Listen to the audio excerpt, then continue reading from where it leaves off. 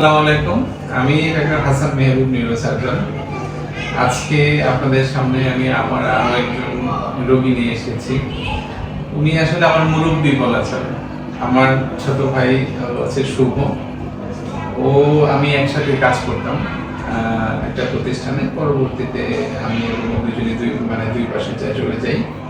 তো হঠাৎ করে ও একদিন আমার চেম্বারে আসলো শুভর আম্মুকে নিয়ে।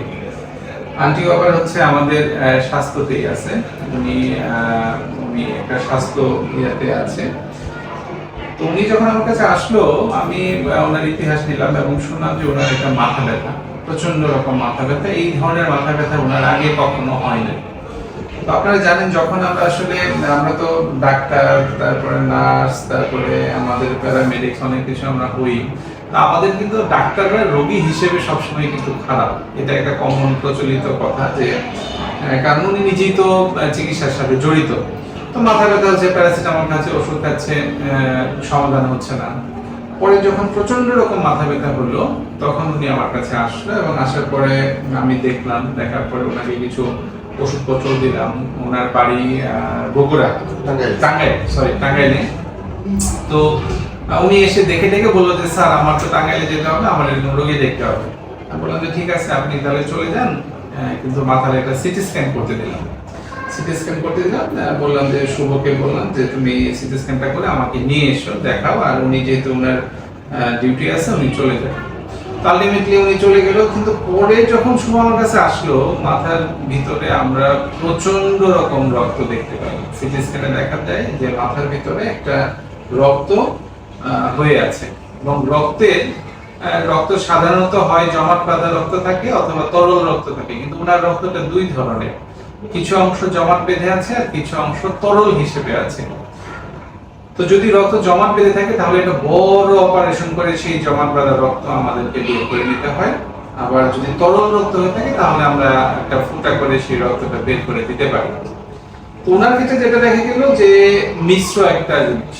তো এই সিদ্ধান্ত নেওয়াটাও খুব জটিল ছিল। আমরা শুভ ওর সাথে কথা বলি, ওর বাবার সাথে কথা বলি। আর আমার যে রোগী, উনি হচ্ছে মারাত্মক রকম মানসিক শক্তি সম্পন্ন রোগী। উনি একদম যে না স্যার, অসুবিধা নাই, আমার মাথা ব্যথা আছে, অপারেশন লাগবে, কোনো সমস্যা নেই। তো সিটি স্ক্যানটা দেখে আমাদের সিদ্ধান্ত আসে অপারেশন। আমরা অপারেশনে যাই এবং আল্লাহর রহমতে আমরা মাথার ভিতরে ওনার তরল রক্তই পাই।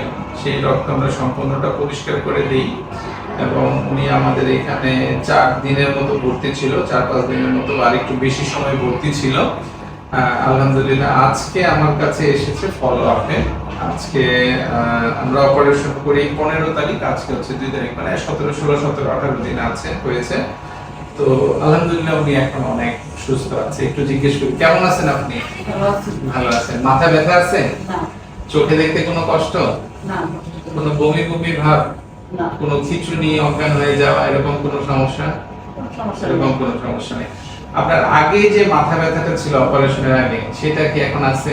না।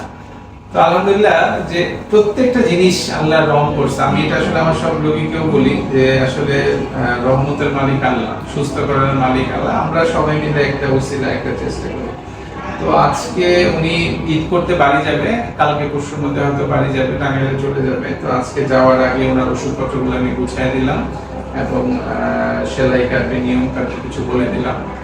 তো এই ছিল আমার রোগী নিয়ে কথা। পরবর্তীতে অন্য আরেকদিন রোগী নিয়ে কথা বলবো। ধন্যবাদ।